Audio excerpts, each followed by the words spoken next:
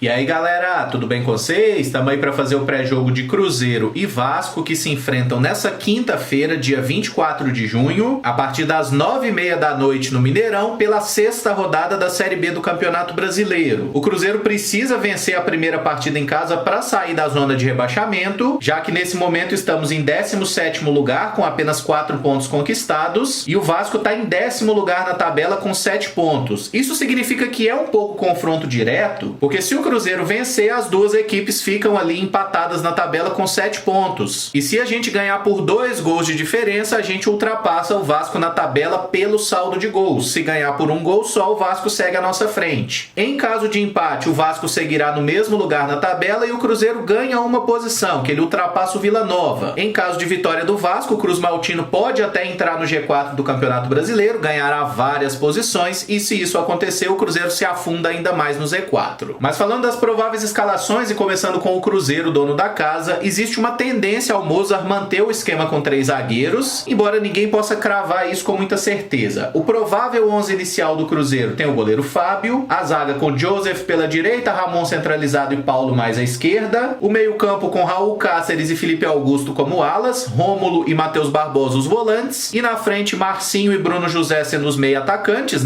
com o Sobis na referência. Em relação ao último jogo contra o Operário, aqui a gente teria basicamente 2 mudanças. A primeira com a saída do Everton, que foi expulso na última partida, então obviamente está suspenso, e o Joseph é o mais cotado para jogar. E o outro atleta que está fora é o Giovanni Piccolomo, que teve um incômodo muscular, parece não ser uma lesão, não deve preocupar muito para a sequência, mas ele não foi relacionado para esse jogo contra o Vasco. Aproveitando o ensejo, esses são os relacionados do Cruzeiro para a partida. A gente tem aí o retorno do Cáceres depois da Covid, o Norberto, que foi oficializado ontem, veio do CSA, já teve o nome publicado no BID e tem condição de jogo. E as novidades são aí o meia Claudinho e o goleiro Vinícius, que também estão à disposição, o Vinícius ocupando aquela vaga que era do Lucas França. Mas voltando ao time, a ausência do Giovanni Piccolomo e o retorno do Cáceres deve fazer com que o Rômulo volte a jogar no meio campo, com o paraguaio assumindo a ala direita. Mas tem uma outra possibilidade que seria o quê? O Joseph começa a partida no banco e o Cáceres joga como um zagueiro pela direita. Dessa forma, o técnico poderia optar por manter o Rômulo como um ala direito, sendo assim, entraria o Flávio aqui no meio campo para jogar junto com o Matheus Barbosa. Não é que eu goste ou que eu queira essa escalação, tá? Eu só estou falando das maiores possibilidades pelo que o Mozart fez até aqui. E uma outra alternativa seria não jogar o Flávio aqui, o Rômulo atuar no meio campo e o Norberto já fazer a sua estreia como um ala direito, que é também uma possibilidade. O Cáceres sumiu aqui, mas é ele presente aqui nessa ideia de time, como um zagueiro pelo lado direito. Matheus Barbosa deve seguir como titular, Felipe Algozens também, Ramon e Paulo aqui na zaga também já parecem certos. Aqui no ataque o Rafael Sobis deve seguir no time, apesar de produzir muito pouco. O Bruno José, que tem sido o nosso atacante mais perigoso, também segue jogando, assim como o Marcinho, que foi titular nas últimas 2 partidas, sendo esse meia atacante, um jogador que puxa da esquerda para dentro, tentando aproveitar a sua melhor virtude, que é realmente a finalização. É um jogador que busca sempre chutar pro gol. Uma outra possibilidade seria o técnico retornar àquele esquema com apenas 2 zagueiros e 2 laterais. Nesse caso, provavelmente o Norberto começaria no banco, o Cáceres na lateral direita, aí Ramon e Paulo zagueiros, e o Matheus Pereira voltando a ser um lateral esquerdo. E aí como que ficaria essa configuração? O mais provável seria um Matheus Barbosa e Rômulo como volantes, o Felipe Augusto na esquerda, Bruno José na direita, Marcinho aqui como um meia e o Sobis no ataque. Certeza da escalação a gente só tem realmente 1 hora antes da partida, mas pelo que o Mozart fez até o momento, essas são as maiores probabilidades. Já o Vasco, treinado por Marcelo Cabo, não tem aí grandes dúvidas na sua escalação e só deve fazer uma mudança por obrigação mesmo. A equipe que vem de uma grande vitória por 3-0 sobre o CRB deve ir a campo com o goleiro Lucão, a zaga com Hernando e Leandro Castan, lateral direito Zeca, lateral esquerdo Riquelme. No meio campo os volantes Bruno Gomes e Andrei, o Marquinhos Gabriel como um camisa 10, Morato pela ponta direita, MT na esquerda e Germancano no comando de ataque. A única mudança em relação à última partida é a entrada do Andrei como volante, porque o Rômulo, que foi titular, acabou pegando Covid, então tá cumprindo o isolamento,